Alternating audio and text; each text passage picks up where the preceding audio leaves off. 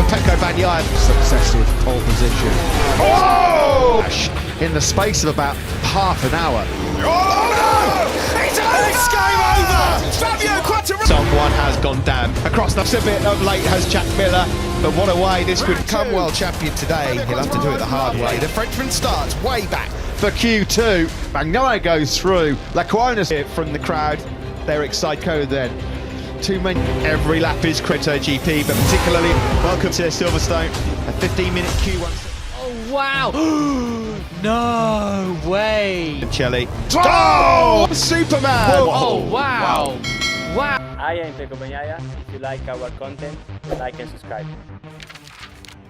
Cuma di Indonesia, ajang MotoGP 2022 di sirkuit Mandalika sampai panggil jasa pawang hujan sob. Satu hal menarik ikut jadi sorotan jelang seri MotoGP Indonesia 2022 yang digelar pada akhir pekan nanti 18 hingga 20 Maret. Pasalnya, ada pawang hujan yang sudah disiapkan untuk mengkondisikan cuaca di sirkuit Mandalika, Nusa Tenggara Barat. Menariknya lagi, pawang hujan tersebut juga jadi salah satu bagian dari perhelatan seri MotoGP Indonesia 2022 loh. Melansir dari tribunnews.com, penggunaan jasa pawang hujan bernama Rara Isti Wulandari ternyata atas rekomendasi dari Menteri BUMN, Erick Thohir. Rara Isti Wulandari, kaos biru pawang hujan yang dibawa buat mengkondisikan cuaca di sirkuit Mandalika. Kiprahnya nggak bisa dianggap remeh, karena ia sudah pernah mengkondisikan cuaca pada saat pelantikan Presiden Republik Indonesia, upacara kenegaraan hingga opening Asian Games 2018.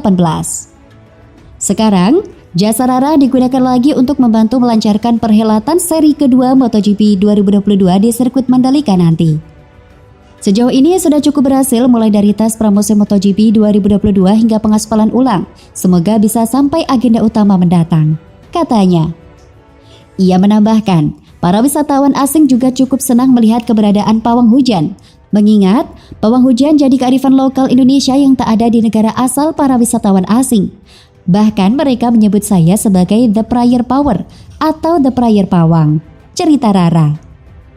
Terlepas dari pro dan kontra, keberadaan pawang hujan tetap jadi salah satu hal yang mewarnai perhelatan MotoGP Mandalika 2022. Di sisi lain, pembangunan sirkuit Mandalika cepet banget, pakar asing pun terheran-heran.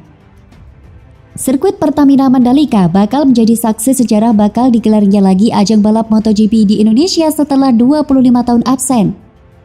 Sirkuit yang berada di Lombok, Nusa Tenggara Barat itu dibangun dalam waktu relatif singkat. Bahkan, pembangunan fasilitas pendukung seperti tribun umum dan tribun VIP dilakukan dalam waktu sangat cepat sehingga membuat para pakar asing terheran-heran. Wajah heran itu ditunjukkan oleh Managing Director R3 Ltd Campbell Weddell dan Direktur Saber Universitas Eutler David Woodward kala sedang meninjau sirkuit Pertamina Mandalika bersama Direktur Utama PT PP Novel Arsyad. Seperti dilihat di akun Instagram resmi @ptpp_id.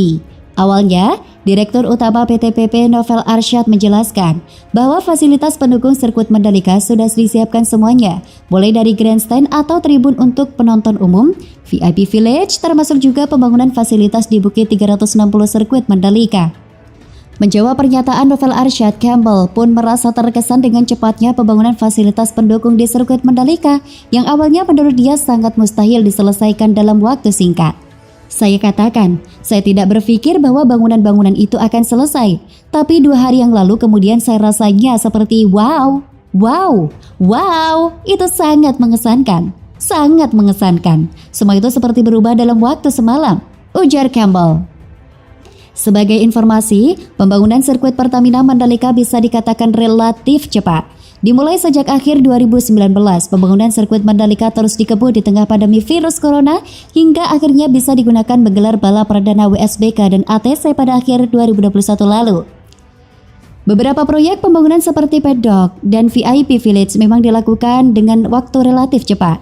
Ini semua karena fasilitas-fasilitas tersebut dibangun dengan teknologi modular yang lebih cepat dari teknologi konvensional.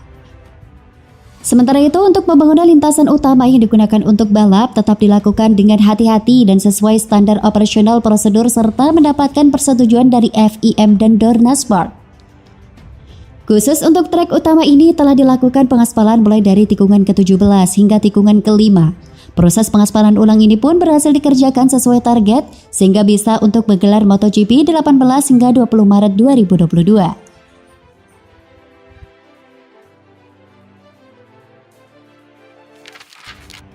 Juluki sirkuit Mandalika surga, tim Valentino Rossi sudah tak sabar mentas di MotoGP Mandalika 2022. Tim milik Valentino Rossi, Monever 46, antusias menyambut MotoGP Mandalika 2022. Pasalnya, sirkuit Mandalika dipandang begitu indah oleh tim Valentino Rossi hingga menyebut seperti surga. Ya, para pembalap MotoGP akan mentas di MotoGP Mandalika 2022 yang dijadwalkan berlangsung pada Minggu 20 Maret 2022. Antusias itu pun ditujukan oleh pihak tim Valentino Rossi. Hal itu diketahui lewat unggahan akun Instagram Monever 46. Mereka mengunggah beberapa foto dua pembalap mereka, yakni Luca Marini dan Marco Bezzecchi ketika melaju di tengah indahnya sirkuit sepanjang 4,31 km itu dalam tes pramusim Februari 2022.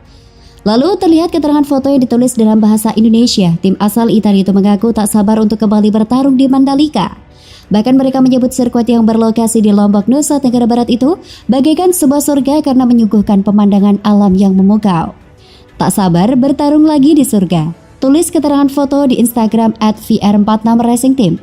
Kita tidak menyangka bahwa hanya dalam 1 minggu lagi kita akan melakukan balapan pertama kita di Indonesia. Bunyi lanjutan keterangan itu. Sirkuit Mandalika memang memiliki pemandangan alam yang luar biasa. Berada tepat di pinggir pantai, trek yang mulai dibangun pada Oktober 2019 lalu itu juga dikelilingi oleh perbukitan yang menghijaukan mata setiap orang yang memandangnya. Para pembalap MotoGP pun banyak yang memberikan pujian pada keindahan Mandalika setelah melihat langsung dengan mata kepala mereka sendiri pada tes pramusim lalu. Saat itu, Marc Marquez, Fabio Quartararo, Francesco Bagnaia, dan rider lainnya terlihat sangat menikmati suasana pantai dan perbukitan yang ada di sana.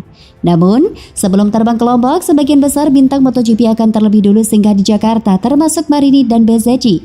Sebab, pada Rabu 16 Maret 2022, mereka akan parade dengan Presiden Joko Widodo dan juga akan dijamu di Istana Merdeka. Karena itu, tim Monever 46 harus sedikit bersabar sebelum kedua pembalap andalan mereka menjajal Mandalika untuk menjalani latihan bebas 1 dan 2 pada Jumat 18 Maret 2022. Keesokan harinya mereka bakal melakukan latihan bebas 3 dan 4 serta kualifikasi sebelum akhirnya pada Minggu bersaing untuk mendapatkan hasil terbaik di balapan seri kedua musim ini. Di sisi lain, finish ke-13 di Qatar, adik Valentino Rossi siap gaspol di Mandalika. Adik Valentino Rossi, Luca Marini belum tampil memuaskan pada ajang pembukaan balap motor MotoGP Qatar 2022. Meski tampil cemerlang pada tes pramusim di Mandalika sekaligus menunggangi motor anyar Ducati GP22, nyatanya Marini harus menyelesaikan balapan pada posisi ke-13. Pekan kemarin sangat mengecewakan, saya pikir yang terburuk sepanjang karir saya. Saat sesi latihan bebas dan kualifikasi semuanya tak bekerja dengan baik. Saya merasa aneh dengan motor dan kesulitan saat berada di tikungan, kata Marini dikutip dari Speedweek. Sekarang geber mobil balap, Valentino Rossi masih pakai nomor 46. Melihat hal itu, Marini tak berekspektasi lebih saat balapan. Namun sisi positifnya, ia dan tim berhasil menyelesaikan masalah yang dirasakan sejak Jumat.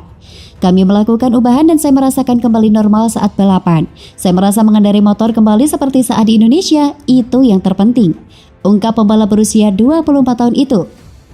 Meski begitu, Marini menyebut bahwa motor yang ditungganginya masih tertinggal bila membandingkan dengan rival.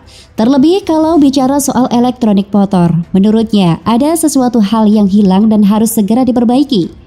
Hal paling penting adalah menyelesaikan balapan, menggali informasi sebanyak-banyaknya, dan berusaha untuk memahami. Dengan begitu kami siap untuk balapan di Indonesia tanpa merasa aneh seperti minggu kemarin, beber Marini.